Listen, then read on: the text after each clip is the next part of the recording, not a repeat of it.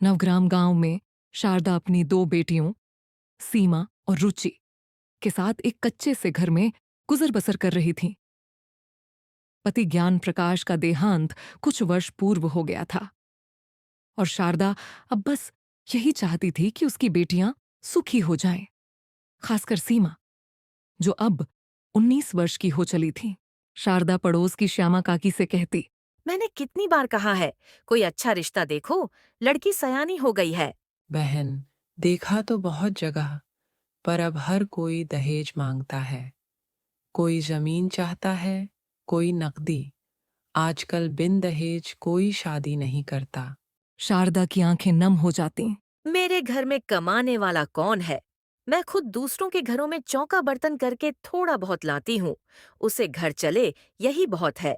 दहेज तो देने का सवाल ही नहीं। श्यामा कुछ सोचती, फिर कहती, एक रिश्ता है, उम्र में बड़ा है, 50 के करीब, लेकिन इज्जतदार है, सरकारी नौकरी करता है। पहली पत्नी गुजर गई है, एक बेटा है, पढ़ाई करता है। शारदा थोड़ी देर चुप रही, फिर बोली, उम्र का फर्क बहुत है, पर ठीक है, बात आगे बढ़ा दो। जिंदगी में अगर सम्मान मिले तो शायद उम्र मायने नहीं रखती। कुछ ही हफ्तों में सीमा का विवाह हरिकिशन से हो गया। वो एक सीनियर क्लर्क था, अकेला था। एक बेटा राघव और विधवा बहन चंपा के साथ रहता था। चंपा घर की पुरानी मालकिन थी और राघव अब 12वीं कक्षा का छात्र। हरिकिशन का व्यवहार सीधा सादा था। वह हर दिन सीमा को कोई न कोई छोटा सा तोहफा ला कर देता, पर सीमा उससे खुल नहीं पाती थी। वह उम्र में बहुत बड़ा था, ठीक अपने स्वर्गीय पिता जैसा, और सीमा उसके सामने सिर झुकाए खामोश रहती। अरे भाग्यवान, मुझसे डरती क्यों हो ऐसे? हरिक्शन मुस्कुराकर कहता, मैं तुम्हारा पति हूं, कोई जेलर नहीं। सीमा बस मुस्कुरा कर रह जाती। हरिकिशन ने एक दिन अपनी बहन से घर की चाबियां लेकर सीमा को सौंप दी। अब से तुम इस घर की मालकिन हो, जो चाहिए मुझसे कहो।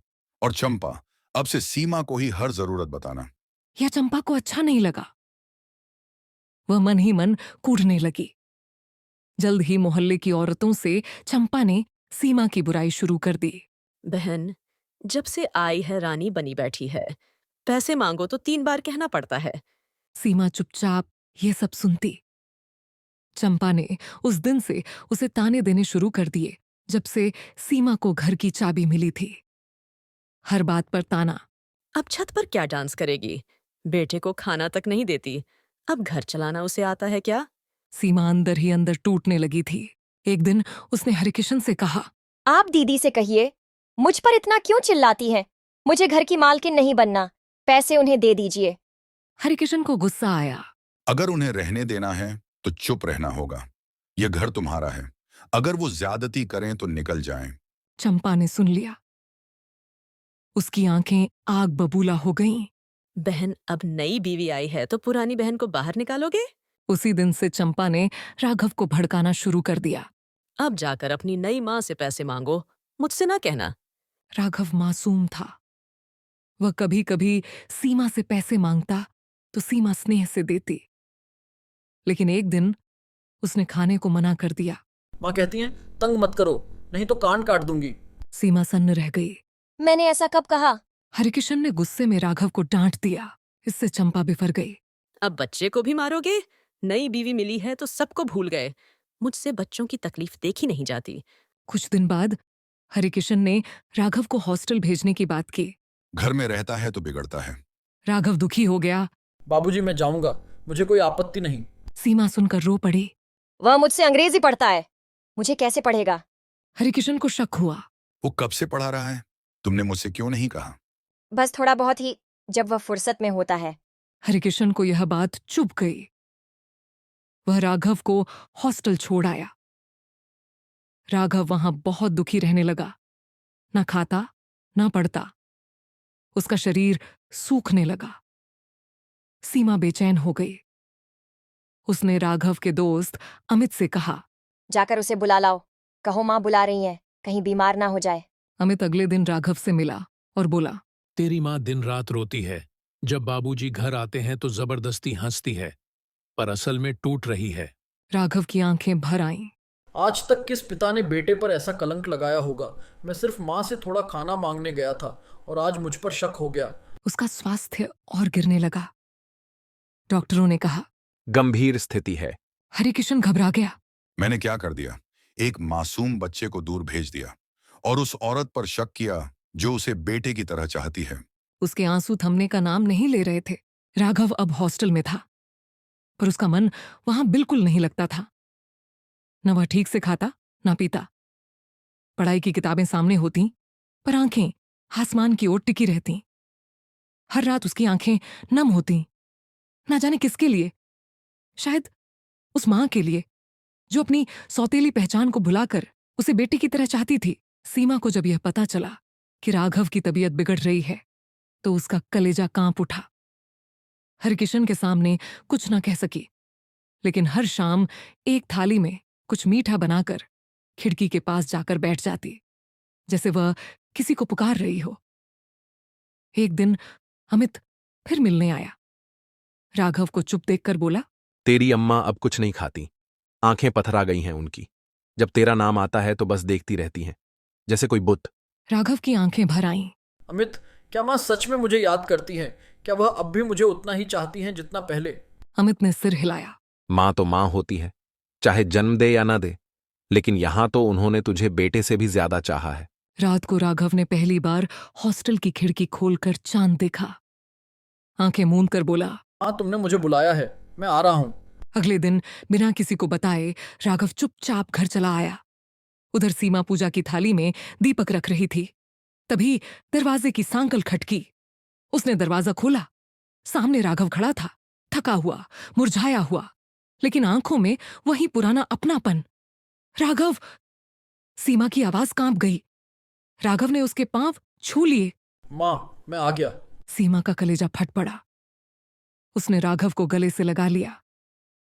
आंखों से बहते आंसू राघव के कंधों को भी भिगो रहे थे।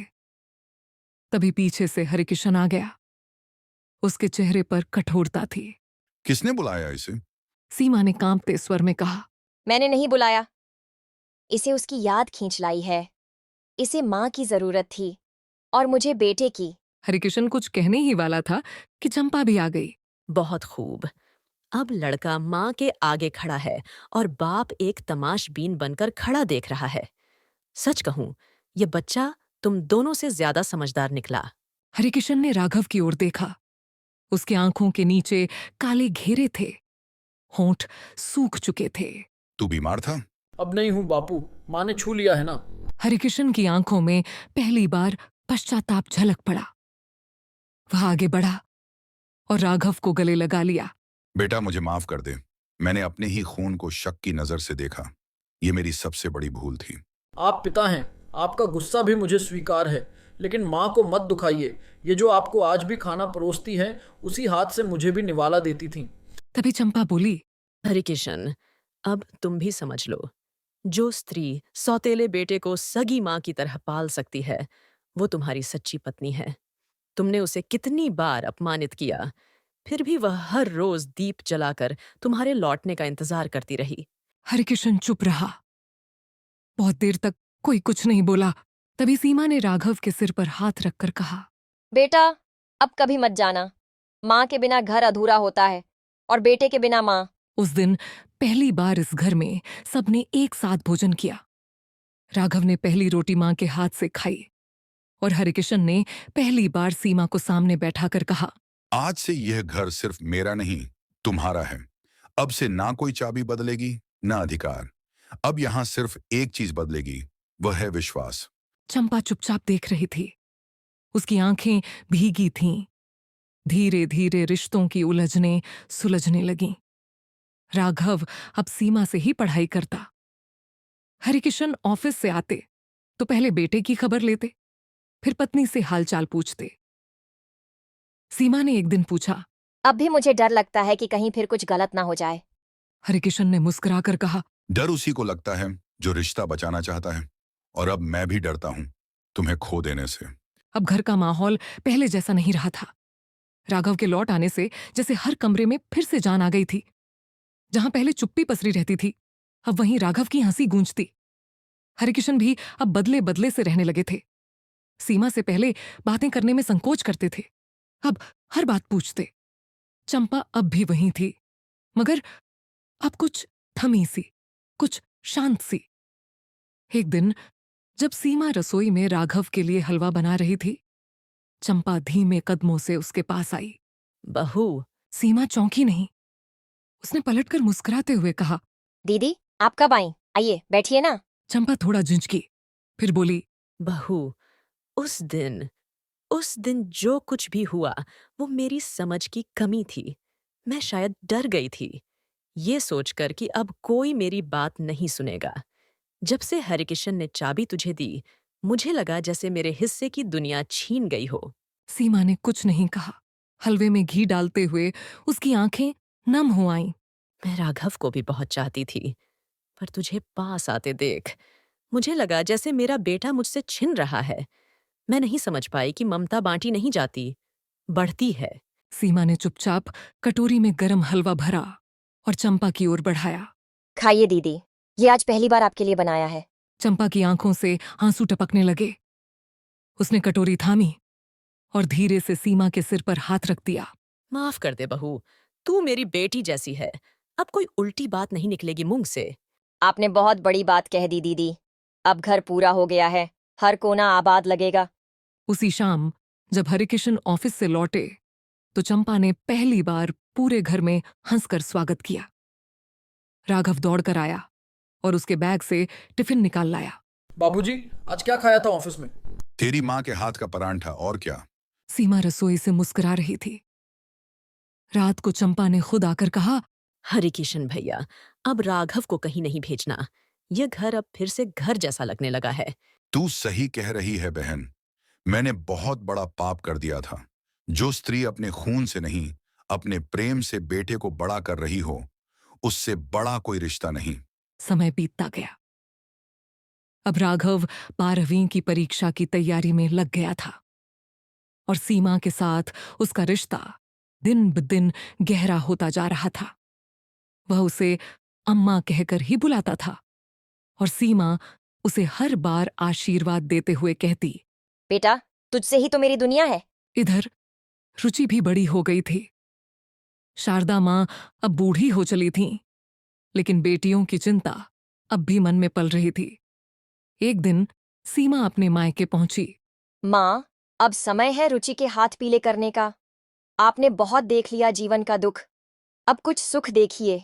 शारदा की आंखों में खुशी के आंसू थे। सीमा ने राघव और हरिकिशन से बात की। हरिकिशन ने कहा, जो बहन के लिए अच्छा होगा वही करेंगे। तुम कहो तो हम गांव चलकर रिश्ता तय करें। गांव में बात चली और कुछ ही समय में रुचि का रिश्ता तय हो गया। लड़का अध्यापक था, पढ़ा लिखा और दहेज की कोई मांग नहीं थी। जब रिश्ता पक्का हुआ तो शारदा ने कहा, सीमा, मेरी बेटी तू नहीं होती तो मैं कब की हार मान चुकी होती। तूने मुझे फिर से जीना सिखाया। नानी, माँ तो माँ होती है, चाहे अपनी हो या दूसरों की। मेरी माँ ने जो किया वो तो ईश्वर भी नहीं कर पाते। शादी के बाद जब सब घर लौटे तो पहली बार सबने मिलकर एक साथ बैठकर खाना खाया।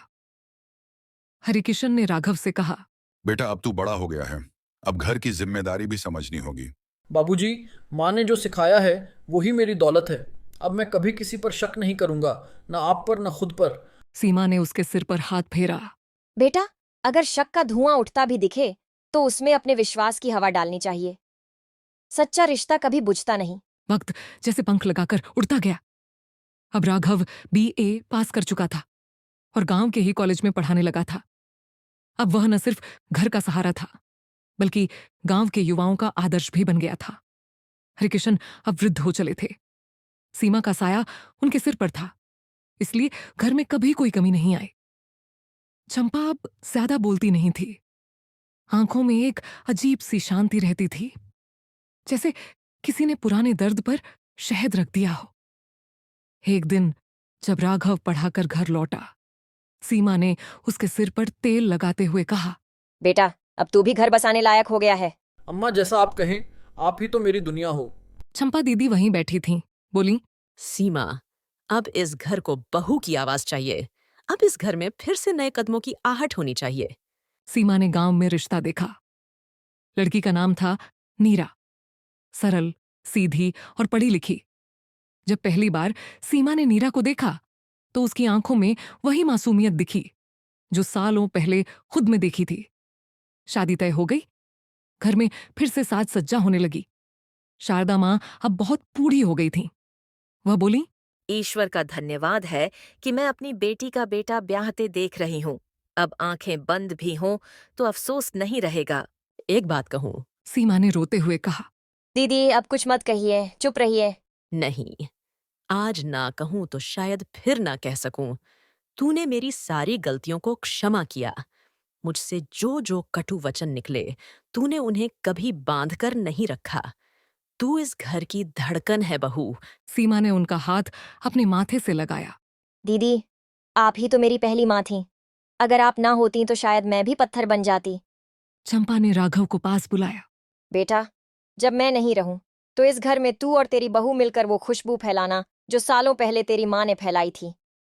मत भूलना, ममता किसी खून की मोहताज नहीं होती। और कुछ ही पल में चंपा ने आंखें मूंद लीं।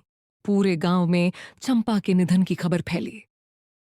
जिसे जिसे खबर मिली वही आंसू लिए उनके आंगन में पहुंचा।